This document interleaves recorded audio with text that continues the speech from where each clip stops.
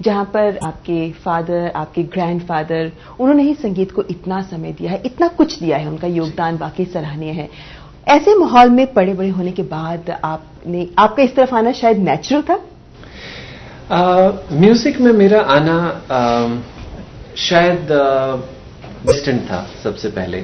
अच्छा। लेकिन कई ऐसे रीजंस बने जिनकी वजह से मैं इस फील्ड में आया। सबसे बड़ा डेफिनेटली मेरा एक इंटरेस्ट है, क्योंकि मैं ये फील करता हूं कि बिना इंटरेस्ट के चीजें उस तरीके से उभरती नहीं है, खिलती नहीं है। दूसरा डेफिनेटली एक लेगेसी फैमिली की, मैं 9th जनरेशन रिप्रेजेंट करता हूं संतूर नवाजों की इस फैमिली में, और कोशिश कर रहा हूं जो उन्होंने पाथ ब्रेकिंग वर्क्स किए हैं उसी तरीके का मैं भी इस लाइफ टाइम में कर पाऊं। लेकिन एक खास बात ये थी, लोगों की एक्सपेक्टेशंस मुझसे बहुत जुड़ी हुई है। मेरे दादाजी पंडित शंभुनाथ सोपोरी जी, उन्हें फादर ऑफ म्यूजिक बुलाया जाता है जम्मू कश्मीर में। मेरे फादर पंडित भजन सोपोरी साहब सभी जानते हैं, संतूर की एक हस्ती हैं। पूरा कश्मीर का जो एक म्यूजिक है, कल्चर है, उन्होंने उससे रिशेप किया।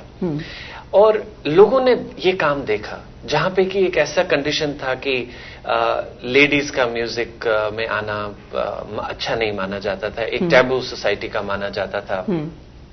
दादाजी ने वो पूरे जितने भी जो एक थिंकिंग थी लोगों की, उसको चेंज किया। और आज एक ऐसा माहौल जम्मू कश्मीर में है कि शायद मेल से ज्यादा तो फीमेल परफॉर्मिंग म्यूजिशियंस होंगी। अच्छा। और वहीं पे उनके लिए एवेन्यूज क्रिएट करना, कॉन्सेप्ट ऑफ क्वायर लाना, ह्यूज क्वायर प्रेजेंटेशंस पापा ने की हैं जिसमें 5,000 6,000 बच्चे गाते थे। कॉन्सेप्ट ऑफ ऑर्केस्ट्रेशन लाना, लाइट म्यूजिक ग्रूम हुआ, गजलें ग्रूम हुई, सूफी म्यूजिक एक नया डायमेंशन लेके आया। ये सारा उनका काम है। ये लोगों का एक आप कह लीजिए कि एक बन गया था कि उनकी एक्सपेक्टेशंस मुझसे जुड़ गई थी।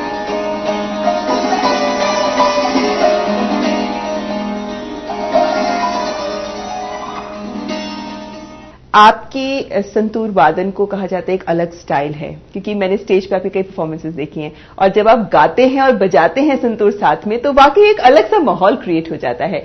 जो आपका स्टाइल है, या आपके पिताजी का ही आपने स्टाइल आगे लिया है? जिस खासकर जब मैं तान की बात करूं या मीड़ की बात करूं या गमक की बात करूं, पिताजी का ही स्टाइल आप आगे बढ़ा रहे हैं? जी बिल्कुल, हमारी शैली सोपोरी बाज है जो पापा की शैली है। लेकिन ये बहुत जरूरी है कि आपके गुरु का आपके अंदर एक प्रतिबिंब होना चाहिए। इन अ वे आप ये कह सकते हैं कि वो रिफ्लेक्शन नजर आनी चाहिए। पापा ये भी कहते हैं कि सेकंड्स में क्लियर होना चाहिए आप किस घराने को बिलोंग करते हैं। क्या बात है। इतनी साधना होनी चाहिए, इतना म्यूजिक में आपको रियाजत देनी है कि आप जस्टिफाई कर सके अपने घराने को, अपने बाज को।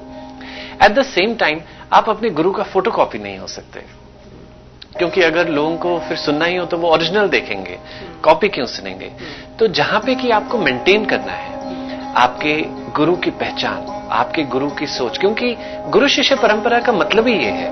ये नहीं है कि आप सारेगामा पाधानी से अपने गुरु से सीखते हैं, आप गुरु के ज्ञान को हासिल करने की कोशिश करते हैं, उनकी सोच को हासिल करने की कोशिश करते हैं।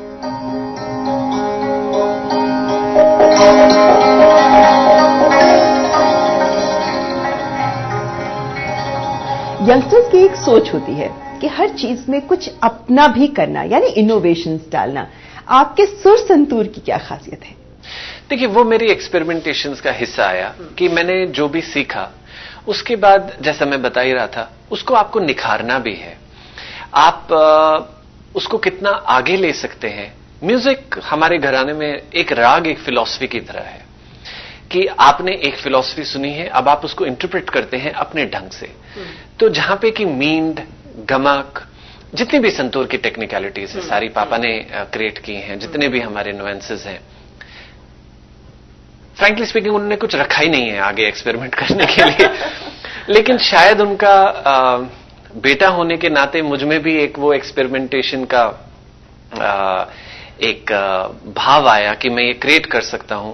तो जहां पे कि उन्होंने मींड क्रिएट किया, मैंने उसी में ओपन स्ट्रिंग कॉन्सेप्ट क्रिएट कर लिया, जो कि पूरा एक रुद्र वीणा जैसी साउंड एक क्रिएट करता है संतूर पे, यानी पूरा लोअर ऑक्टेव जितना भी संतूर का है उसका एक नया डायमेंशन आया। एक सस्टेन टेक्निक मैंने इंट्रोड्यूस की जिस